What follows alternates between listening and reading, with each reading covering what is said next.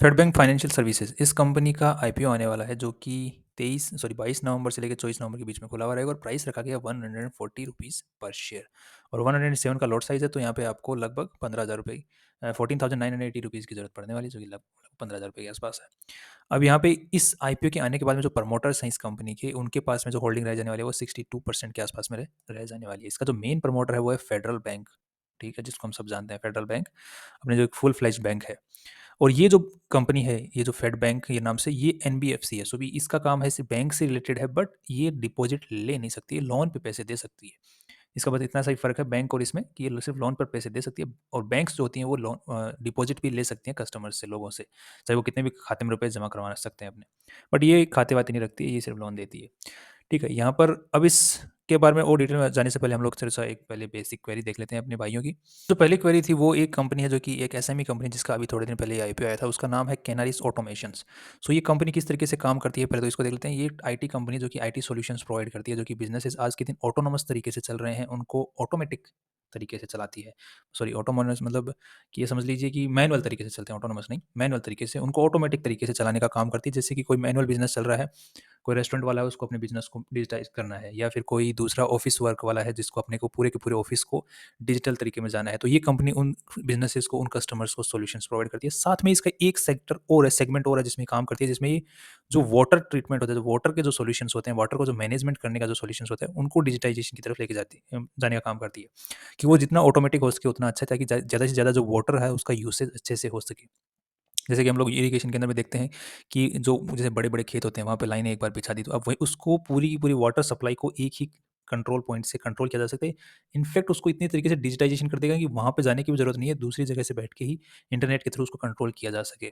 सो इस तरीके का काम। और जैसे कैनाल्स होते हैं, बड़े-बड़े डैम्स होते हैं, उनके अंदर में भी डिजिटाइज़ेशन की गेट्स अपने आप खुल जाएँ, कितना लेवल वाटर लेवल पहुँचे तो कैनाल्स अपने आप खुल जाएँ। जैसे कि कैनाल्स जैसे बिछे हुए होते हैं, जिनके कैनाल्स के थ्रू बाद में खेतों में वाटर सप्लाई होती है, अलग-अलग किसानों के खेतों में।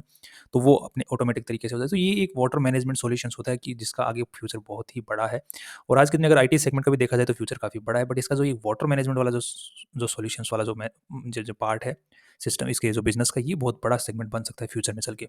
क्योंकि इस टाइप का काम करने वाली मैंने अभी तक ये पहली कंपनी देखी है। और भी होंगी, मैं ये नहीं बोल रहा नहीं है, बट मैंने पहली बार देखी है। सो इसका सेगमेंट काफ़ी बड़ा है और फ्यूचर में अच्छा हो सकता है।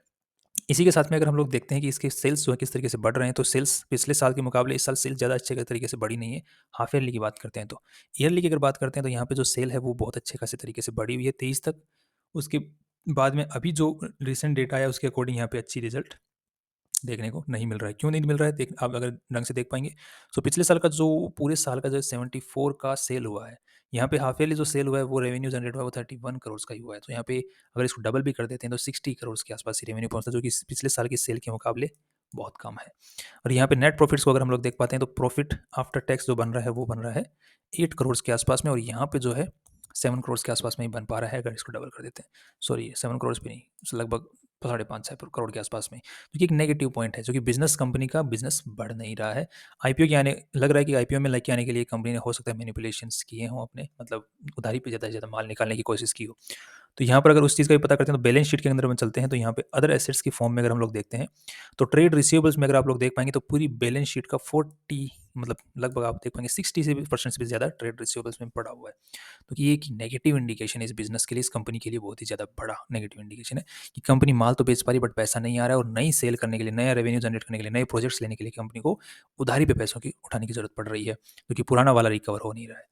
तो बिज़नेस के फ्यूचर एफिशिएंसी के ऊपर में ये सवाल उठाता है, एक्सपर्टीज़ के ऊपर में सवाल नहीं उठाता, एफिशिएंसी को, मैनेजमेंट की एफिशिएंसी के ऊपर में सवाल उठाता है। तो इस वजह से इसके नेगेटिव पॉइंट्स हैं। अगर इसी चीज़ को अगर ये कंटिन्यू रखती है और स्टॉक मार्केट और नीचे जाता है तो अपने को सेल कर देना चाहिए, जो कि अगर आज के दिन अगर चार्ट को चेक करते हैं तो चार्ट कंटिन्यूअसली डाउनवर्ड चल रहा है। तो यहाँ पे अगर जो इसने अब तक का लो बनाया है जो कि 36.70 के आसपास का है, तो 36.50 के आसपास से नीचे अगर जाता है तो इसको सेल कर दीजिए अगर आपके पास में होल्ड में रखा हुआ है तो।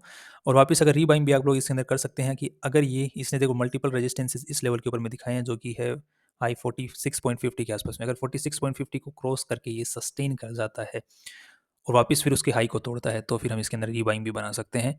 बट बिजनेस को देखते हुए मुझे लग नहीं रहा है कि ये ऐसा कुछ करेगा। अगर करता है तो फिर एक बार फिर से बिजनेस को देख लें, एक बार रिजल्ट अगर ये कंपनी जारी करती है, अच्छा रिजल्ट जारी करती है, फिर कोई इस कंपनी से रिलेटेड कोई अच्छी न्यूज़ आती है जिसमें कि इनके ट्रेड रिसीवेबल्स वापस रिकवर हो रहे हैं या फिर किसी तरीके से कोई और पॉजिटिव न्यूज़ कंपनी से रिलेटेड आती है, तो ही इंटरेस्ट लें, अदरवाइज़ राइट, आपको पता है आपको क्या करना है। फाइनली अगर हम लोग अपने जो आईपीओ वाला वीडियोज़ के अंदर में चलते हैं, तो अब फेड बैंक का जो आईपीओ आया हुआ है, जो फेड बैंक फाइनेंशियल सर्विसेज का जो आईपीओ निकला हुआ है, अभी हमने बात कर ली कि कंपनी करती क्या है, ऑफ कोर्स सी बात है कि लोन बाँटती है, तो लोन कौन-कौन से बाँटती है? तो एमएसएमई लोन, गोल्ड लोन, मतलब सिक्योर लोन और अनसिक्योर लोन सभी बाँटती है, और छोटे और मीडियम एंटरप्राइजेज़ को भी बाँटती है और लोगों को भी बाँटती है। सो एनबीएफसी का बेसिकली यही काम होता है।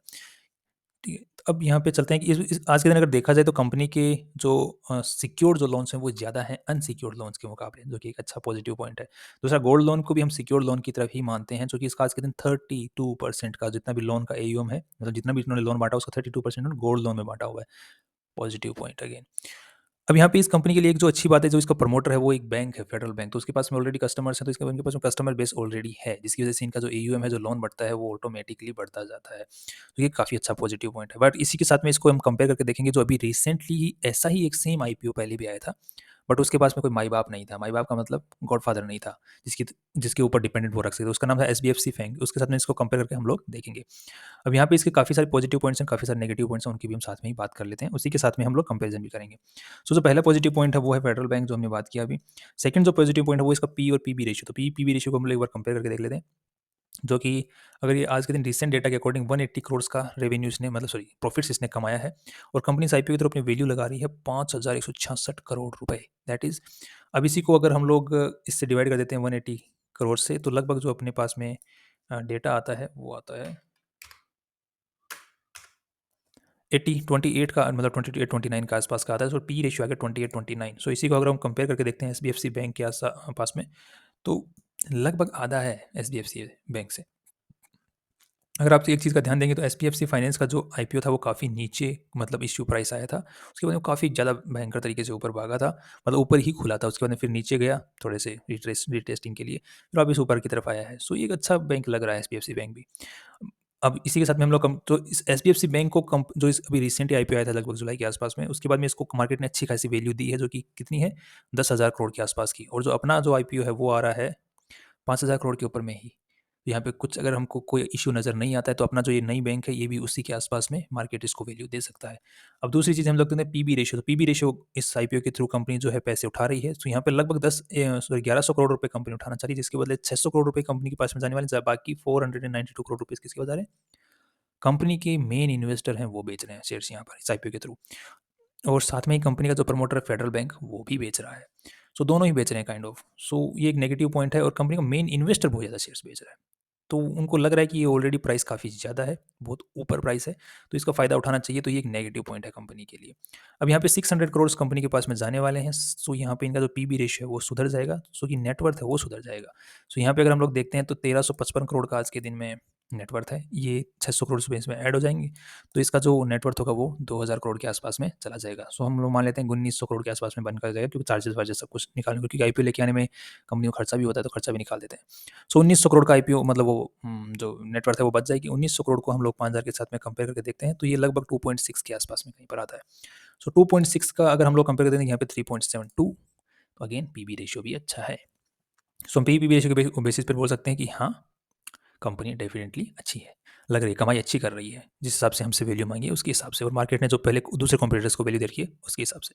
इसी के साथ में हम एस बी एफ सी का एक चीज़ और देखते हैं कि कंपनी जितना S B F C bank जितना भी रेवेन्यू जनरेट कर रही है, जो कि 734 करोड़ की जनरेट कर रही है सालाना, ईयरली हम बात कर रहे हैं, उसी के साथ में कंपनी जो है 150 करोड़ का नेट प्रॉफिट्स निकाल पा रही है, जो कि 20% है नेट प्रॉफिट्स अपने रेवेन्यू का। उसी के साथ में अगर हम फेड बैंक को देखते हैं, तो यहाँ पर फेड बैंक जो है लगभग साल का 1200 करोड़ के आसपास में नेट, मतलब रेवेन्यू जनरेट कर पा रही है, जिसका 180 मतलब नेट प्रॉफिट्स हैं। तो ये लगभग लगभग अपने को आ जाता है 15%। सो जो रेवेन्यू के बेसिस के ऊपर में जो नेट प्रॉफिट्स निकाल रहे हैं, नेट मार्जिन जो रेशियोज हैं, वो एसपीएफसी के भी ज़्यादा अच्छे हैं इसके मुकाबले, फेड बैंक के मुकाबले। बट ये सेल अच्छी कर पा रही है, क्योंकि इसके पास में माई बाप है, एसपीएफसी के बाद माई बाप नहीं है। सो माई बाप हो ना हो, इससे क्या मतलब है, प्रॉफिट तो ज़्यादा यही कर रही है, राइट, मतलब सेल अच्छी इसकी हो रही है, बट नेट मार्जिन वो ज़्यादा अच्छे से कमा पा रही है। सो उसी के हिसाब से हम लोग ये इस कंपैरिजन के बेसिस पे ये अंदाजा लगा सकते हैं कि लगभग 50%, मतलब 50% के आसपास में ऐसे चला मार सकता है। ये 7,500 करोड़ के आसपास में इसकी वैल्यूएशन जानी चाहिए, जिस हिसाब से कंपैरिजन के बेसिस पे अगर देखते हैं तो। और 5,000 करोड़ के आसपास में इसका वैल्यू, मतलब आईपीओ में आ रही है। तो कंपेरिजन बेसिस के ऊपर में 7,500 के आसपास जानी चाहिए, तो यहाँ से 50% बनता है, उछाल मारना चाहिए इसको, राइट। इसी के साथ में हम लोग दूसरी चीज़ें देख लें, पॉजिटिव नेगेटिव। तो यहाँ पे अगर बैलेंस शीट की बात करते हैं, पीएनएल की बात करते हैं और कैश फ्लो की अगर बात करते हैं, तो ये तीनों ही चीज़ें कम इस जो आईपीओ है इसके बारे में पॉजिटिव है।